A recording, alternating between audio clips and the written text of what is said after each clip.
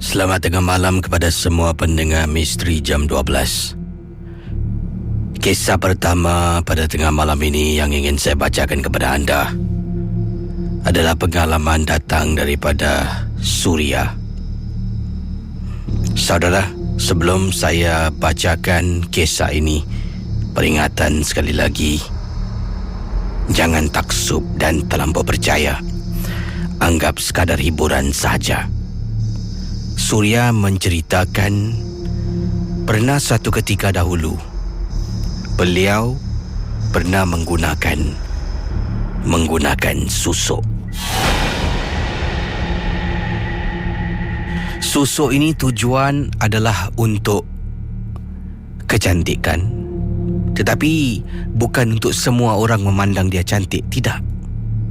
Susuk yang dia gunakan tujuan kecantikan dan juga memikat hati majikan di tempat tugas.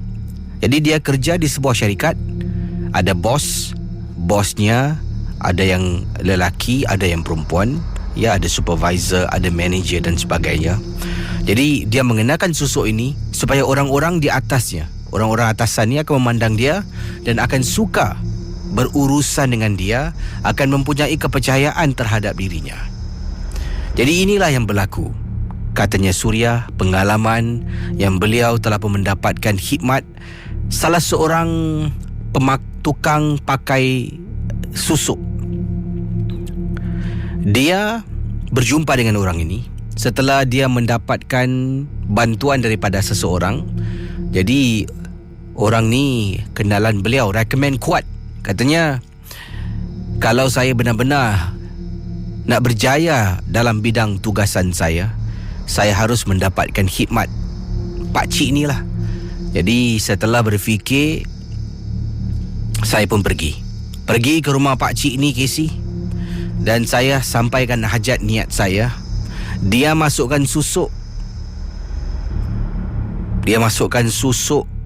Kalau saya katakan masukkan tu, dia memang menusuk beberapa logam ke dalam bahagian-bahagian wajah saya. Jadi setiap orang yang saya hajatkan memandang ke arah saya, berbicara dengan saya, bila matanya melihat saya, dia akan rasa senang dan dia akan rasa tenang. Casey, memakai susuk ni ada pantang larang. Pada mulanya, bila saya baru memakainya, saya mematuhi segala pantang larang. Dan ia mengambil masa 3-4 tahun, Casey. 3-4 tahun kehidupan saya di tempat tugas begitu mudah. Daripada bawahan, saya naik pertengahan, saya naik menjadi orang atasan, Casey. Walaupun kerja saya kalau dibandingkan dengan beberapa rakan yang lain memang tidak sama. Ada yang lebih hebat, lebih baik dari saya. Tapi oleh kerana saya mengenakan sesuatu, saya sentiasa baik di hati majikan saya. Itulah yang berlaku. 4 tahun, Casey, begitu mudah saya panjat hierarki di tempat tugas.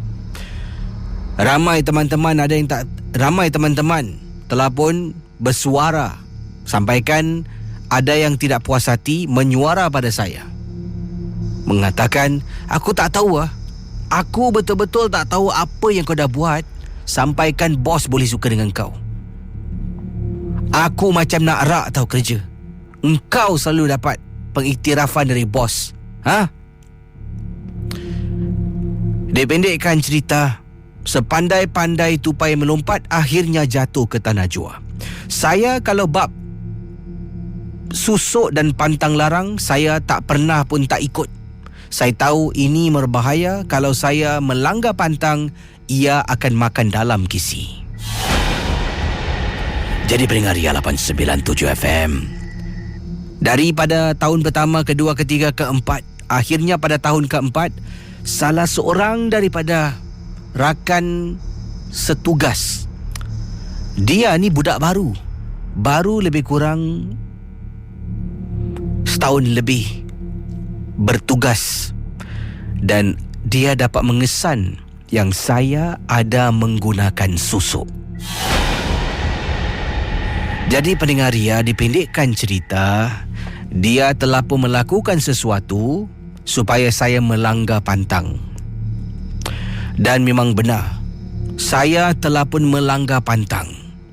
Jadi apabila saya melanggar pantang, kata pakar yang merawat dan memakaikan saya susuk ni, saya harus jumpa dengan dia, berjumpa dengan dia, dan harus menunaikan sesuatu. Barulah pantang saya ni akan dimatikan dan keadaan akan kembali seperti biasa.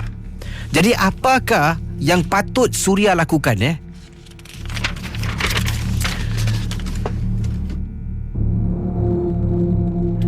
Bayangkan mendengar ya, setelah saya melanggar pantang, saya jumpa dengan pakcik yang sama dan saya katakan, "Pakcik, saya..." "Tak perlu engkau cakap dengan aku. Aku tahu engkau dah langgar pantang kan?" Tapi pakcik, bukan salah saya pakcik. Ada orang dapat tahu. Dia..." "Tak kisah salah engkau ataupun bukan. Yang penting kau dah langgar pantang. Bila kau langgar pantang, habis, binasa nanti hidup kau." Jadi pakcik, apa yang boleh saya buat pakcik? Pakcik bilang saya lah, beritahu saya lah, pakcik nak berapa duit? Saya kasih pakcik. Asalkan pantang saya ni dikembalikan macam biasa, dan saya dah tak nak lagi lah buat kerja-kerja ni. Kenapa sekarang baru kau fikir kau tak nak? 4 tahun lalu bila kau jumpa dengan aku, kau nak sangat? Kau nak sangat kemudahan hidup di tempat kerja kau. Sekarang kau nak tolak tepi. Bukan semudah itu. Duit, aku tak nak duit kau. Duit aku boleh dapat bila-bila aku nak. Aku boleh jadi kaya sekelip mata. Duit bukan yang aku nak. Habis apa yang boleh saya buat, cik? Apa yang pakcik nak saya buat? Aku nak engkau tidur dengan aku. Apa? Saya tidur dengan pakcik? Pakcik dah melampau ni. Langkah mayat saya, pakcik. Saya takkan buat kerja keji. Kerja keji. 4 tahun yang lalu kau dah buat kerja keji ni. Sekarang kau nak cakap dengan aku kerja keji, tidur dengan aku. Casey, bayangkan, saya disuruh pakcik yang memasang susuk dalam tubuh saya tidur dengan dia. Mana boleh, Casey? Mana boleh? Saya ni masih lagi belum berumah tangga, masih lagi dara. Takkan nak pergi tidur dengan pakcik ni, Casey. Tak boleh lah. Saya tak boleh terima. Dan akhirnya saya terima saya terima akibatnya. Kelakonan saya di tempat kerja makin merosot. Fikiran makin kusut. Saya bila berjalan nak pulang ke rumah, saya akan sentiasa rasakan diri saya akan diikori. Pendengar Misteri Jam 12, kata Suria, sampaikan saya takut sangat kalau saya seorang diri di rumah sedang berjalan dekat kolong blok. Ketakutan, Casey. Benda ni menghantui saya. Kalau dalam bilik saya sedang tidur,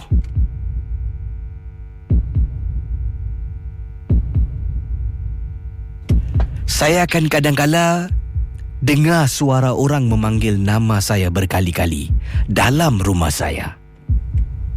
Suria, Suria, Suria.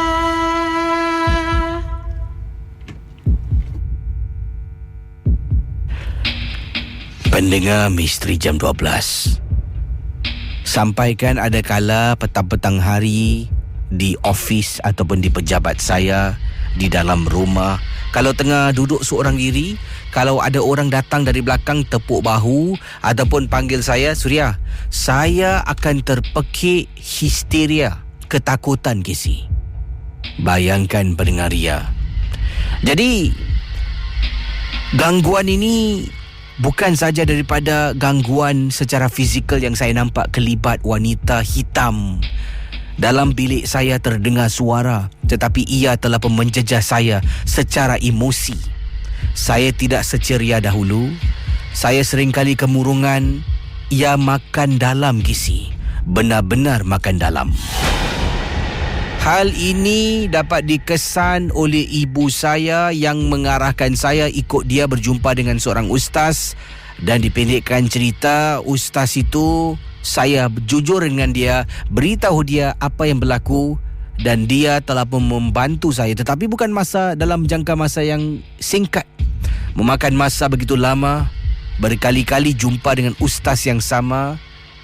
Selepas hampir setahun lebih, barulah saya dapat dipulihkan 90%. Kenapa saya kata 90%? Sebab dia masih lagi mengganggu ketika saya tidur. Nanti kalau tidur malam, saya akan mimpi yang ngeri. Mimpi dikejar dengan anjing hitam yang besar. Mimpi macam-macam lah keadaan saya dalam mimpi itu. Akan saya terbangun dalam keadaan terperanjat dan ketakutan. Saya kesal perbuatan saya. Dan saya ingin beritahu, jangan bermain dengan api. Baik, terima kasih pada anda yang sedang mendengar rancangan MJ12 dan saya akan berkongsi satu lagi kisah berikut ini. Saudara, ingatlah apapun jua, Misteri Jam 12 hanya sekadar hiburan, tidak ada sesiapa yang boleh mengesahkan kebenarannya. Ya, anda boleh tanya pada pakar kalau anda ingin ketahuilah beberapa mungkin kenyataan yang dikongsi sama dalam rancangan ataupun kisah-kisah. Tapi sebelum itu, ini adalah satu berita yang mana dikeluarkan baru-baru ini. Ini berlaku, saudara, di Kota, kalau Kota Baru tu Kelantan lah, di Kota Baru, di Kota Baru Kelantan. Dan bila berita ni saya terima, amat terkejut jugalah. Ini yang dikongsi sama, biasa tengok tarikh kisah yang dikongsi sama ni, lebih kurang dalam 10 jam yang lalu telah pun dimuat naikkan berita ni di sebuah laman. Dan dikatakan ini laman berita dalam bahasa Inggeris, saya terjemahkan dalam bahasa Melayu. Lebih dari 50 pelajar dan guru telah pun terkena gangguan histeria di salah sebuah sekolah di Malaysia dekat dengan Kota Baru. Wow. Ya, di Malaysia, di Kota Baru. Dan gangguan histeria ini mengganggu lebih daripada 50 pelajar dan guru. Dan kisah ini diteruskan, katanya di sini, ini selepas ramai terkena gangguan histeria, di mana ini berlaku di Kelantan. 50 pelajar-pelajar perempuan dan juga ada beberapa guru wanita terjejas dengan gangguan histeria ini. Ini laporan ini dibuat pada tanggal 13 April yang lalu dan kebanyakan pelajar-pelajar ini ketika gangguan histeria ini berlaku ketika selepas habis kelas. Jadi mereka berada dekat sekitaran kawasan sekolah lah. Ada yang berada mungkin dekat kawasan kantin sekolah, ada di kawasan padang sekolah. Jadi sedang mereka berjalan tu, tiba-tiba pelajar-pelajar ini menjadi ataupun dikena serangan histeria. Terpekik-pekik bayangkan. Bila terkena gangguan ini, ada beberapa guru yang cuba datang nak membantu dan guru-guru pun terkena gangguan histeria. Dan ini katanya salah seorang pelajar ni, perkara histeria, gangguan histeria yang mengganggu ramai pelajar ni bukan sekali, dah berlaku banyak kali dekat sekolah ni. Jadi salah seorang pelajar memberitahu yang mana ini adalah satu perkara yang biasa yang berlaku dekat sekolah ni. Dan ada juga pelajar-pelajar setelah sekolah tu, pelajar-pelajar tu diserang histeria semalam. Hari ini ramai tidak datang sekolah sebab takut terkena jangkitan serangan histeria ini. Ada yang membuat keputusan untuk tidak pergi ke sekolah, dan ada yang telah pun menggesa, ibu bapa ni menggesa pihak sekolah untuk melakukan sesuatu. Katanya di sini ada guru-guru dan juga para pegawai yang bertugas di sekolah ini, apabila ingin ditemu bual oleh wartawan, tidak ada seorang pun yang ingin ditemu bual. Jadi ramai pelajar-pelajar ni mengatakan perkara ini adalah satu gangguan yang dah sering mereka harus berdepan, dan mereka katakan pihak berkuasa harus lakukan sesuatu, sebab pelajar-pelajar mengatakan daripada laporan ni, ada kalanya mereka akan ternampak waktu-waktu tertentu dekat kawasan-kawasan dalam sekolah ni akan ternampak kelibat seperti perempuan cantik ataupun pontianak. Ada juga pelajar mendakwa pada waktu-waktu malam, kadang-kala ni dekat pekarangan sekolah nampak susuk tubuh berbungkus putih macam pocong. Dan ada berita-berita yang lain yang ada kaitan dengan kes ini. Saya tak pasti adakah ini benar ataupun tidak, tapi laporan mengatakan sekolah ni berdekatan dengan semak samun dan hutan, yang mana sebahagian daripada semak samun tu telah pun dibersihkan, ditebang pohon-pohonnya untuk dijalankan kerja-kerja peningkatan naik taraf, tapi terbantut kerana selepas pokok-pokok dekat kawasan tu dipotong, kawasan semak samun hutan tu dibersihkan, mulalah berlaku pelbagai gangguan. Adakah benar ataupun tidak? Hanya guru-guru pada sekolah ini, mereka yang berada di sana mampu berikan penjelasan, tapi buat masa ini tidak ada seorang pun yang ingin ditemu bual dan ingin keluarkan kenyataan. Itulah kisah sekolah yang dikatakan ada gangguan histeria di Kelantan, di Kota Baru Kelantan.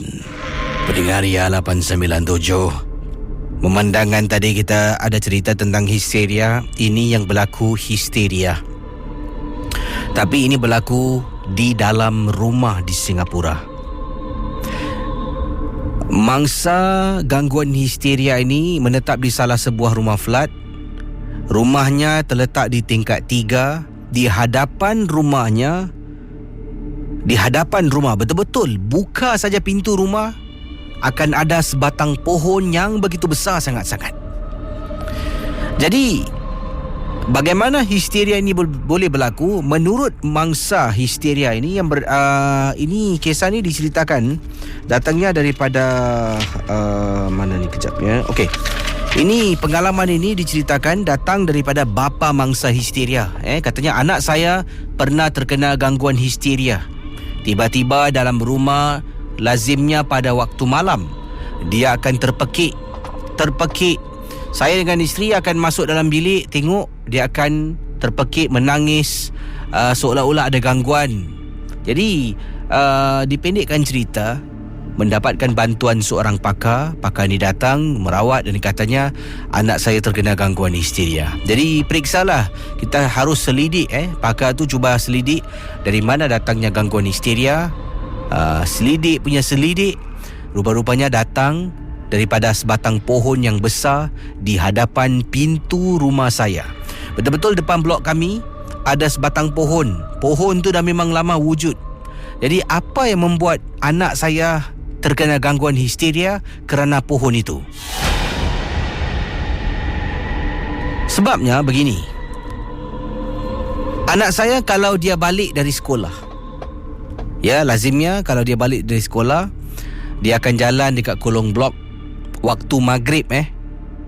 Oleh kerana dia ada CCA, dia ada aktiviti sekolah, selepas habis kurikulum dalam kelas, dia akan sambunglah kalau ada remedial lesson. Kadang-kadang dia ada kegiatan luar darjah yang harus dia hadiri, dan ia akan memakan masa sampai paling lewat jam 6 petang. Sekolah akan benarkan dia pulang lah. Paling lewat 6 petang. Memang tak pernah lewat dari itu. Jadi jam 6 petang dia akan berjalan kaki, kadang-kadang dengan teman-teman, singgah pergi kedai. Jadi lazimnya kalau dia pulang lewat, dia akan lalu pada waktu maghrib, lalu depan pokok. Menurut pakar yang merawat anak saya, waktu maghrib bila azan berkumandang, makhluk-makhluk jin akan bertempiaran, turun dari langit, lari sana sini. Jadi waktu yang sama yang mana anak saya sepatutnya berada di rumah, dia berada dekat kawasan yang disebutkan tadi. Bila dia lalu dekat tepi pokok, untuk pengetahuan Casey, kata pakar ini, jin, antara tempat tinggal jin adalah rumah-rumah kosong, ya, dekat lautan yang luas, dekat pokok-pokok. Dan inilah tempat pokok yang besar ni. Anak lalu, jin perhatikan. Anak saya lalu, jin perhatikan. Lama-kelamaan, jin ni suka sangat dengan anak saya. Dari itulah, jin mengganggu dan dari situlah anak saya terkena gangguan. Sebabnya, gangguan histeria ni baru berlaku Casey kepada anak saya. Sebelum ni pun dia bersekolah juga. Tapi tak pernah pun sampai macam ni. Sebabnya, dia selalu balik waktu maghrib. Sebelum ni sekolah, tapi dia balik lebih awal. Kadang-kadang pukul 4 lebih, paling lewat jam 5 sampai rumah. Oleh kerana dia dah ambil bahagian banyak sangat aktiviti, jadi dia balik pada waktu itu. Dan boleh kita lihat Casey, saya selepas kejadian itu dinasihatkan oleh pakar, kalau boleh untuk beberapa minggu mendatang, jangan buka pintu seluas-luasnya pada waktu-waktu tertentu, khususnya pada waktu malam. Kalau boleh tutup pintu.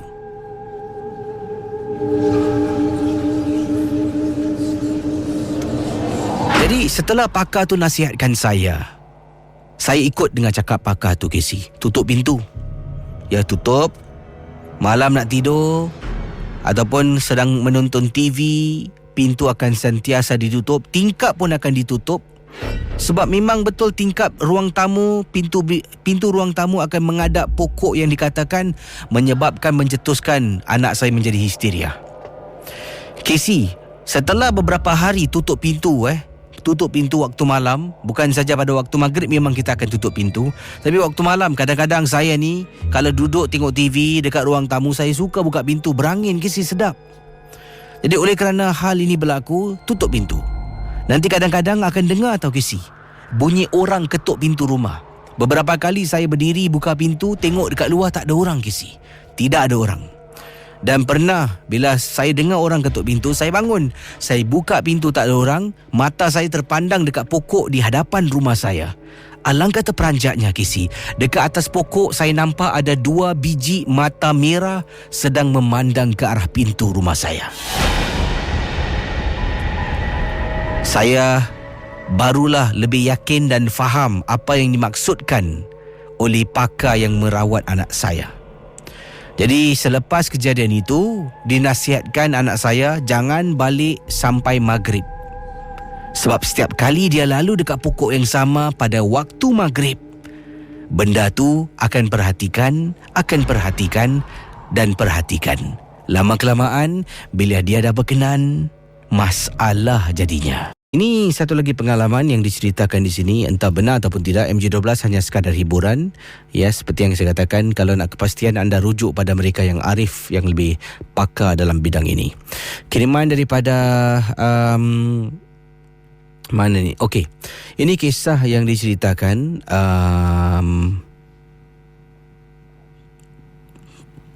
berkenaan dengan sejenis seekor burung.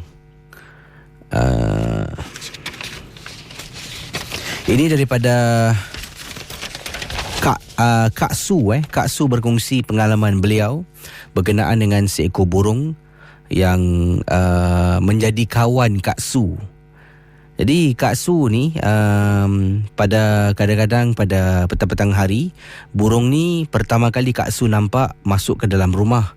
Jadi Kak Su tak halau, malah Kak Su dengan secara perlahan-lahan buka tempat simpan beras, ambil beras dan taburkan, dan burung ni akan makan. Kemudian dia akan terbang keluar. Nanti malam-malam kalau Kak Su terbangun ke nak minum air ataupun masih belum tidur nak pergi dapur buat minuman untuk suami, burung ni akan datang lagi.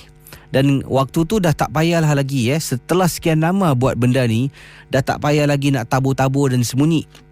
Kali pertama Kak Su tabur beras, sembunyi belakang tembok, takut burung ni tak nak makan dan takut dengan kehadiran Kak Su. Lama-kelamaan dah macam rumah sendiri. Dia akan datang, Kak Su di tepi singki air memang ada satu mangkuk khas Kak Su letak, di situlah ada beras. Suami tak pernah nampak dan suami tak pernah tanya. Nanti kalau tengah duduk, tengok dengar kat dapur bunyi macam ada sesuatu bergerak-gerak. Bila pandang nampak borong dari luar rumah akan masuk untuk makan. Dah jadi rumah dia. Sampaikan pada satu hari suami baru bertanya, setelah beberapa minggu suami baru perasan, saya dari tu hari nak tanya awak lah. Saya dari tu hari nak tanya awak. Dekat singki air tu, tepi tu, awak letak beras buat apa tu Kemudian barulah Kak Su ceritakan pada suami. Oh bang, ingatkah abang tak perasan? Tak adalah. Ini ada burung ni selalu masuk dalam rumah, dekat dapur. Yalah, saya pun takut juga nanti dia makan makanan kita. Jadi saya letak beras dekat situ. Setiap kali dia akan datang, dia makan beras, dia akan keluar terbang. Dia masuk balik, nanti waktu-waktu tertentu dia makan, dia akan keluar. Kemudian suami pun cakap, awak ni baik-baik kasih burung tu makan. Yelah, baguslah niat awak tu. Tapi kadang-kadang kita tak tahu burung ni datang dari mana. Kemudian saya pun kata pada suami, abang ni, burung ni tak ada penyakit lah bang, merepek lah bang. Saya kata penyakit, saya ingatkan penyakit yang suami maksudkan. Siapa cakap burung ni ada penyakit? Maksud saya, kemungkinan burung ni, dah lah bang, jangan merepek. Saya marah suami. Dipendekkan cerita saudara, jadi burung ni bila dia makan, dia akan berada dekat tepi tingkap dapur. Dia akan lompat dekat singki air, makan. Kemudian dia akan lompat balik dekat tingkap. Dia akan terbang keluar. Jadi pada satu hari ni, saya dengan suami tengah tidur dalam bilik, dan saya dengar bunyi burung ni tengah makan dekat dapur. Saya pun, satu hari tak nampak ni. Saya boleh bangun Casey, bangun daripada katil saya, keluar daripada bilik, dan saya tengok burung ni betul-betul tengah makan. Jadi bila burung dimakan, nanti dia akan, setelah dia makan, dia akan berdiri tegak. Kemudian dia akan hayun badannya depan belakang, macam menunjukkan dia suka dengan makanan tu, dan mungkin dia berterima kasih dengan saya. Jadi badan dia, bayangkan burung tu akan berdiri dalam keadaan berdiri dua kaki. Dia depan belakang. Macam tu katanya Kak Su.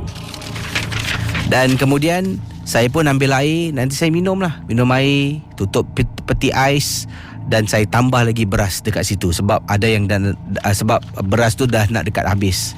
Jadi kata Kak Su, alangkah terperanjatnya apabila saya nampak dekat ruang tamu saya ada perempuan kisi tengah duduk, tapi saya nampak bahagian belakang.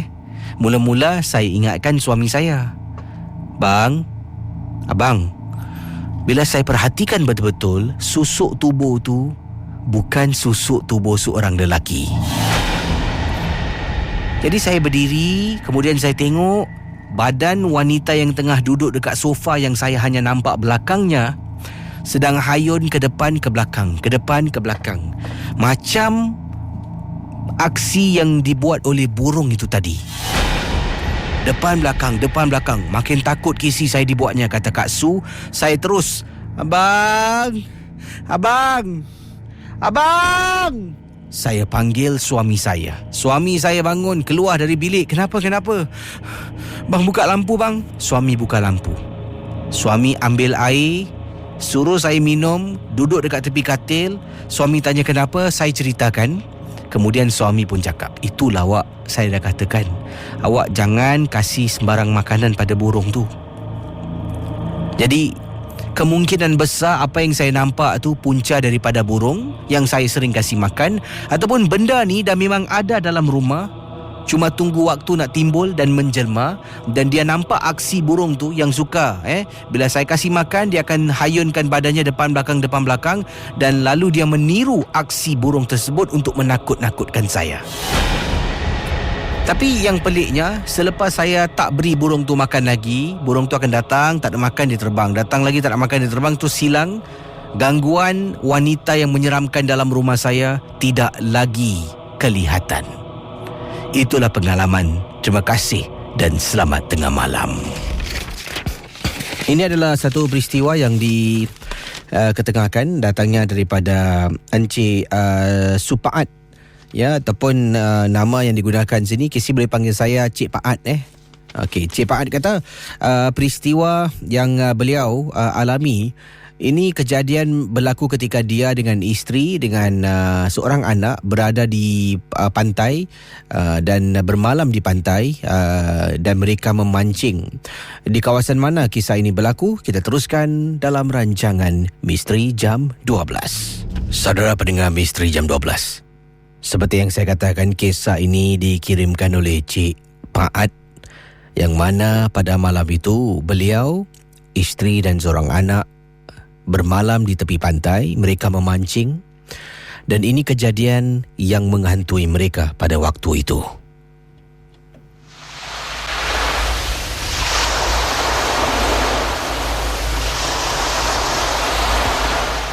Katanya Encik Paat, sekitar jam 10 malam Kisi. Jam 10 malam saya mula rasakan sesuatu yang tak kena. Tetapi saya tidak berbincang tentang hal ini bersama dengan isteri saya. Yalah, kadang-kala kalau ada kejadian pelik, kejadian aneh, kita akan sering bertanya pada pasangan kita ataupun pada kawan-kawan yang ada bersama dengan kita. Jam 10 lebih malam, saya sedang duduk di tepi pantai. Ikan pun dah banyak tangkap Kisi.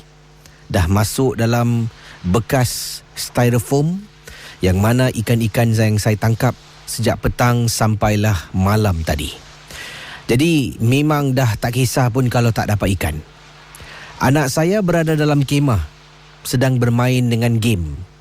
Saya dengan isteri berada dekat luar. Apabila isteri saya masuk untuk tengok anak saya masih berada di luar sedang duduk dan tengok ke arah laut. Pendengar Misteri Jam 12, kata Encik Paat, tiba-tiba saya terhidu bau yang amat wangi sangat-sangat. Bau yang dimaksudkan adalah bau bunga cempaka. Tengah duduk, boleh bau Kisi bunga cempaka. Laut, tepian pantai yang saya duduk memang tidak ada pohon bunga cempaka. Jangan cakap pohon bunga cempaka, pohon bunga-bunga pun tidak ada di tepi pantai. Paling-paling yang ada pohon kelapa lah yang ada di tepi pantai, yang mana isteri dengan saya dengan anak berada pada waktu itu. Saya faham Kisi, bila datangnya bau bunga cempaka, kata orang-orang tua, ini bermakna cik pun ataupun kakak cantik ada dekat dengan kawasan kita. Dalam hati, tolonglah isteri aku jangan keluar, janganlah terbau, nanti dia takut sendiri. Jadi setelah lebih kurang 10 minit, bau tu hilang Kisi. Isteri saya pun kebetulan keluar daripada tent, duduk sebelah saya dan saya tanyalah, anak kita tengah buat apa? Isteri kata dah tidur pun. Masuk dalam tadi berbual-bual, main game, dia tidur. Dah tutup semua dah. Jadi anak saya pun dah tidur dalam kemah, isteri pun dah zip, dan saya dengan isteri duduk di luar sambil minum kopi, sambil tunggu umpan dimakan ikan. Sambil tu kita berborak-borak. Kemudian anak saya yang sedang tidur tu menangis Kisi. Isteri dengan saya bangun. Kita dengar dengan jelas, saya dengan isteri dengar dengan jelas suara anak kami menangis. Kami pun bangun daripada tempat duduk bangku yang kami bawa bersama, menuju ke arah tent, buka zip. Bila tengok dalam, anak saya sedang nyenyak tidur. Jadi kami tunggu, kalau mungkin katanya di sini anak saya menangis lagi. Mungkin dia menangis dalam tidurnya. Saya nak kejutkan dia, tapi sama sekali tidak ada tanda-tanda yang anak saya menangis. Dia sedang nyenyak tidur pada malam itu. Pendengar Ria 897, saya kembali di tempat duduk bangku dengan isteri saya. Kemudian isteri tanya, "Bang, tadi suara macam nangis kan?" Dah lah. Saya giring kepala dan saya katakan dah lah. Seolah-olah memberitahu isyarat kepada isteri jangan menegur. Duduk lagi. Tiba-tiba joran yang saya pacakkan di tepi pantai, betul-betul dekat tepi pantai, yang mana ombak turun naik. Saya pun ke depan sebabnya loceng joran saya berbunyi. Ini menandakan dapat ikan. Isteri duduk di belakang saya dan saya ke depan untuk tarik. Memang dapat rasakan, Casey. Joran saya agak berat. Saya cuba tarik dan lawan. Dapat lagi ikan, alhamdulillah. Bila saya toleh nak beritahu isteri tengah pegang joran ni di tepi laut. Sayang, besar ni, besar. Ikan besar ni. Saya toleh.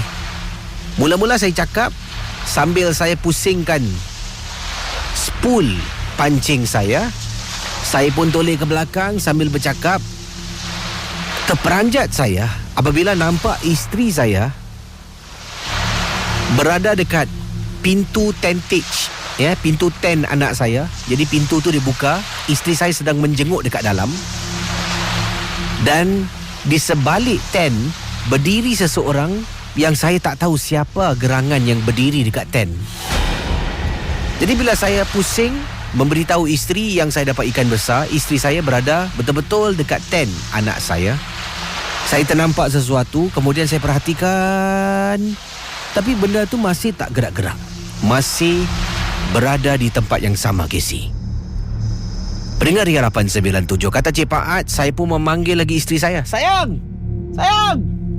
Isteri saya akhirnya berdiri dan saya panggil isteri saya turun. Isteri turun. Saya kata pada isteri, dapat ikan ni, berat.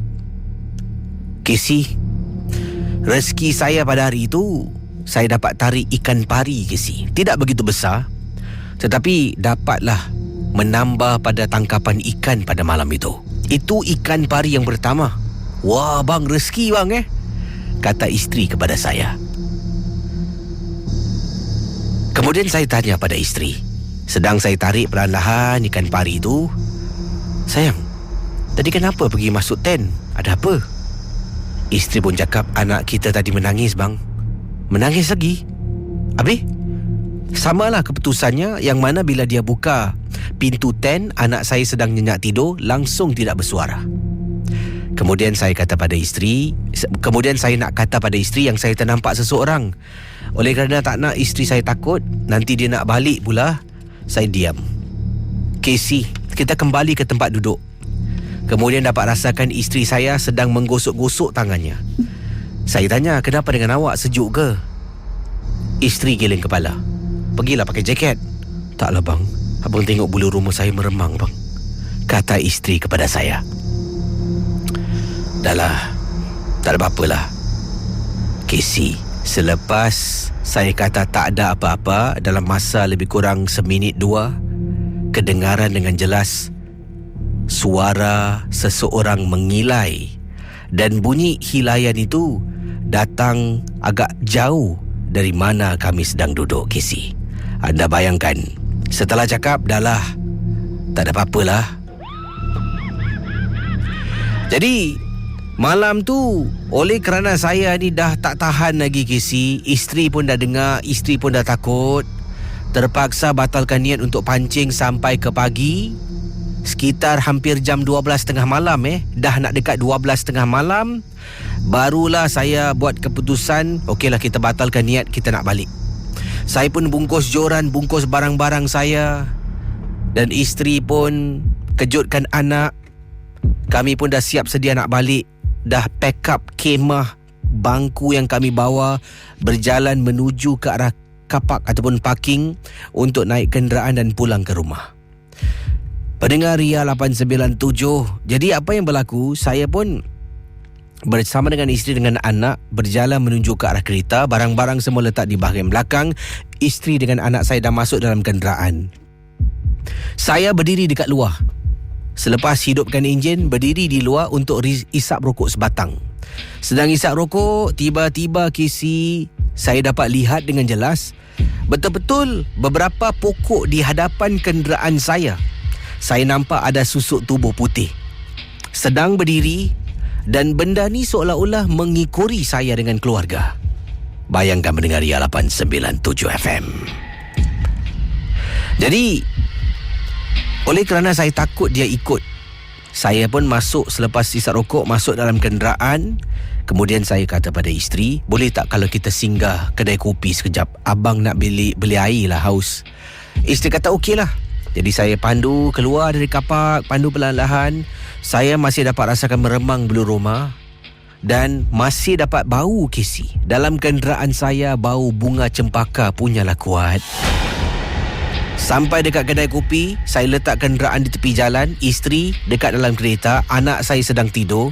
Saya keluar beli kopi, duduk dalam kereta minum air. Isteri tanya, "Abang rasa tak drive? Jomlah balik."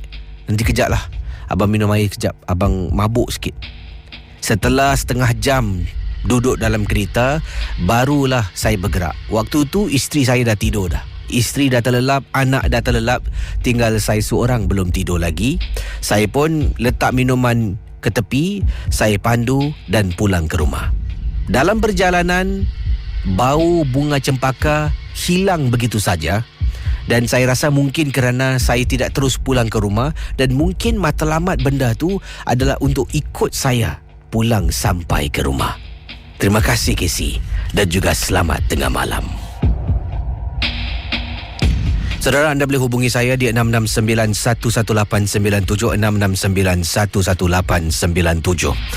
Kisah berikut ini, kiriman yang saya terima ini datang daripada Widianti. Widianti katanya, "Assalamualaikum Casey." Waalaikumsalam. Saya Widianti, peminat rancangan MJ12, berasal dari Tanjung Balai Karimun. Pengalaman saya ini ketika saya menziarahi teman saya yang ada di Singapura, katanya Widianti. Waktu itu saya ingat nama kawasannya ataupun nama tempatnya terletak di Pasiris. Jadi pada malam hari, teman saya telah pun mengajak saya untuk pergi ke tepi pantai di Pasiris. Waktu tu kalau tidak silap jam 10 malam. Teman saya ni memandu kenderaan. Saya dan juga 3 orang teman. Kesemuanya ada 4 orang. Kesemua adalah anak gadis. Pergi ke pantai Pasiris. Kami duduk di tepi pantai, membawa bekal, makan, untuk minum, dan mereka berbual lah, berborak-borak antara satu sama lain. Jadi sedang duduk di tepi laut. Wah, hari ni banyak cerita pasal laut. Kata beliau, saya dengar suara seseorang minta tolong. Jadi saya pun beritahu teman, dengar enggak? Ada tangisan orang minta tolong. Kesemua dari kami yang sedang duduk, mereka sedang duduk lah, berbual, berbicara antara satu sama lain, terhenti seketika dan memberi tumpuan kepada suara yang saya katakan saya dengar pada malam itu. Teman saya mengatakan, "Tak dengar apa-apa sih. Mana ada orang minta tolong?" "Ada." Saya pun beritahu, "Saya dengar dengan jelas suara orang minta tolong. Ayo dong." Kita pun sama-sama bangun dari tempat duduk dan kita berjalan dan cuba tengok kalau benar-benar ada orang yang minta tolong. Pendengar Ria, dipendekkan cerita, kata Widianti, saya terus membatalkan niat saya mencari suara itu datang dari mana setelah saya ternampak di atas pohon seperti ada orang yang sedang memerhatikan kami semua pada tika dan saat itu. Jalan dengan teman-teman, mana ya? Tiba-tiba saya terpandang di atas pohon. Dekat atas pohon, kata Widianti, kelihatan macam ada kain putih. Tapi tak nampak susuk tubuh lah. Nampak kain putih yang bentuknya seperti tubuh manusia. Dan saya rasa suara itu datang daripada pohon di atas. Setelah kelihatan kain putih itu, saya pun memberitahu teman-teman supaya tidak menerus mencari dan kita beredar dari kawasan itu, langsung ke kenderaan ataupun ke mobil dan pergi ke tempat lain. Dan bila saya bertanya pada teman saya, tentang kawasan Pasir Ris, mengatakan Pasir Ris ini antara tempat yang angker. Ya, angker ini kalau dalam bahasa Indonesia, Casey, kalau dalam bahasa Singapura ni dipanggil keras ataupun berhantu, angker. Jadi tempat ini tempat yang angker katanya. Yang paling menyeramkan, ada sebatang sungai dipanggil sebagai Sungai Api-Api.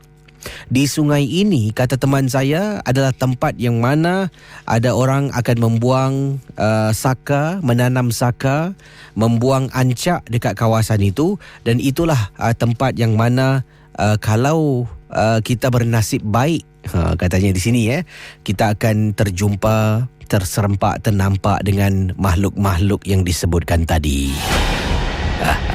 Sungai Api-Api. Wow, ini lama tempat ni. Ini tempat kawasan Pasir Ris. Saya pernah ke sana. Memang di Sungai Api-Api menyeramkan sangat-sangat.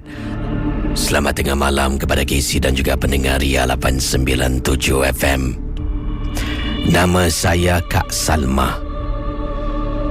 Kakak nak berkongsi pengalaman kakak. Kisah ini berlaku dalam rumah kakak, Casey. Dalam rumah kakak. Ini berkenaan dengan gangguan yang kakak kena, kata Kak Salma. Kita manusia ni memang tak lari dari kesilapan. Kita manusia ni memang tak boleh lari daripada dibenci oleh orang. Benci kerana sifat sikap kita yang sombong, yang angkuh, ataupun benci kerana kejayaan dalam hidup. Kadang-kadang bila kita berjaya, kita juga akan membuat musuh secara senyap ataupun secara tidak langsung. Ini saya setuju, Kak Salma, betul. Kadang-kadang bila kita berjaya dalam sesuatu hal, perniagaan, dalam pekerjaan, akan timbul musuh yang tak tahu kenapa dia nak bermusuh dengan kita. Kakak pernah dibuat orang, Casey, satu ketika dahulu, dan memakan masa yang lama untuk berubat, tapi Alhamdulillah kakak dapat dipulihkan. Selepas itu, pakar yang menjaga dan merawat kakak memagar rumah kakak, pagar sebelah luar, pagar sebelah dalam, dan adalah perkara-perkara yang dilakukan oleh pakar ini. Jadi dulunya benda ni boleh masuk dalam rumah. Dia boleh masuk dalam rumah, dia akan menjelma. Kadang-kadang bila kakak tengah duduk dekat ruang tamu, suami dah tidur dalam bilik, nanti kakak akan nampak ada perempuan tu merangkak masuk dalam bilik rumah kakak. Nanti besok pagi suami akan beritahulah, kadang-kadang kakak ni ada habit bila tengok TV sampai tertidur dekat depan. Jadi keesokan paginya suami akan beritahu kakak, semalam awak tidur, bukan main tolak saya, Dan kakak terperanjat lah. Bukankah kakak tidur dekat depan? Siapa yang tidur dengan suami kakak dalam bilik, Casey? Jadi kakak pun tak naklah menimbulkan sebarang benda-benda yang tidak diingini. Kakak hanya berdiam diri. Dan ada waktunya, seperti kakak katakan tadi, akan kelihatan perempuan merangkak masuk ke dalam bilik. Pernah sekali bila kakak sedang nak masuk dalam bilik, katil kakak, di bawah katil kakak nampak macam ada tangan manusia terkeluar. Sebabnya bahagian bawah katil akan ditutup dengan cadar yang panjang. Dan nanti cadar tu bila silap, bawah tu kakak simpan bantal dan juga ada barang-barang yang lain seperti beg. Pada suatu malam nak masuk bilik nak tidur, lampu bilik dah memang gelap. Kakak matikan, suami tengah tidur. Ternampak macam tangan orang terkeluar. Nampak bahagian kuku terkeluar sedikit daripada bawah katil. Kakak terkejut melihatnya. Kakak buka lampu, tangan tu hilang dari pandangan. Casey, seperti yang dikatakan oleh Kak Su kita, setelah kakak menjalani rawatan yang memakan masa agak lama, benda tu dah tak ada lagi kelihatan dalam rumah. Tapi yang menakutkan sebenarnya, Casey, benda ni berlaku di luar rumah. Kadang-kadang bila tengah duduk, bukan malam, pada waktu petang-petang hari pun kakak akan dengar, Assalamualaikum. Bunyi orang beri salam. Kedengaran macam orang beri salam tapi tidak Casey. Katanya Kak Salma, bukan Kak Su, maaf. Jadi Kak Salma katakan kadang-kala tengah duduk nanti dengar, Assalamualaikum. Bunyi orang beri salam. Malam-malam hari akan dengar bunyi orang cakar-cakar pintu rumah. Kadang-kala bunyi orang ketuk pintu. Kadang-kala bunyi orang hentak dan hempas pintu rumah. Yang paling menakutkan, kalau kakak pergi ke dapur. Bilik rumah kakak tidak ada tandas. Kalau nak ke tandas, kakak kena keluar dari bilik, jalan ke dapur, dekat dapur ada tandas. Kemudian keluar daripada tandas tu, nampak tingkap dapur. Kadang-kala dekat tingkap dapur Casey, nampak macam ada orang sedang berdiri. Walhal kakak tinggal di tingkat atas. Tapi ini semua dapat kakak tangani dengan menguatkan keimanan, sentiasa bertakwa dan mendirikan kewajipan kakak sebagai seorang Muslim. Benda ini memang ada di antara kita dan ia akan menakut-nakutkan kita. Kita jangan tunjukkan yang kita takut. Kalau kakak terus beralah, kakak pasti kalah. Suami kakak pun pernah menceritakan beberapa kali pernah ternampak seperti ada kepala terapung-apung di luar tingkap bilik. Ini semua kakak rasalah adalah perbuatan yang mana orang yang tidak puas hati dengan kejayaan kakak dengan suami melakukan sesuatu untuk menakut-nakutkan kami suami isteri. Kakak tahu siapa yang buat, cuma tak ada bukti yang kukuh. Punya diri, kata Kak Salma. Hentikanlah daripada mengganggu kakak sekeluarga dengan suami. Buang yang keruh, ambil yang jernih. Semua orang akan mati satu hari nanti, tapi tolonglah, jangan sampai kita mati dan perbuatan akan disoal kerana perbuatan kita di dunia yang mementingkan diri sendiri. Terima kasih dan selamat tengah malam. Saudara, ini kisah ingin saya bacakan. Ini berlaku kepada Encik ini berlaku kepada Azian yang berkongsi pengalaman ini ketika kejadian ini berlaku. Beliau katanya di sini ternampak sesuatu yang amat menakutkan. Ini berkenaan dengan jiran sebelah. Saya balik rumah waktu kejadian ini berlaku sekitar jam 1 lebih pagi lah. Jadi pukul 1 lebih pagi saya nampak rumah jiran sebelah. Ini rumah saya, kemudian ada satu rumah jiran Cina dan satu lagi rumah jiran Melayu. Jadi rumah jiran Melayu ni jam 1 lebih pagi, depan rumahnya ada orang berdiri lah. Seseorang berdiri depan rumah jiran sebelah. Jadi saya pun keluarkan kunci dan bila ternampak wanita ni sedang berdiri, mungkin agaknya kawan lah kepada jiran yang berada di sebelah. Saya memang kenal dengan jiran saya, Casey, katanya. Jadi saya pun masuk ke dalam rumah. Saya dah bersihkan diri, salin pakaian, tidur. Keesokan paginya saya berjumpa dengan jiran saya. Kemudian saya tergerak hati nak bercakap, semalam aku nampak ada orang depan rumah kau. Aku rasa dia ketuk pintu, kau tidur agaknya. Jadi apa yang berlaku, jiran saya mengatakan dia dengar orang ketuk pintu. Dia dengar orang ketuk pintu. Dia bangun dari katilnya, dia keluar buka pintu, depan rumah tak ada orang. Jadi saya tanya pada jiran, pukul berapa yang kau dengar? Katanya kalau tak silap sekitar jam 1 lebih pagi. Lebih tepat pukul berapa dia tidak pasti, tapi dia tahu bila dia bangun dia terpandang jam dekat dinding 1 lebih pagi. Dan Casey, pada masa yang sama 1 lebih pagi, saya nampak ada orang sedang berdiri depan rumah jiran saya.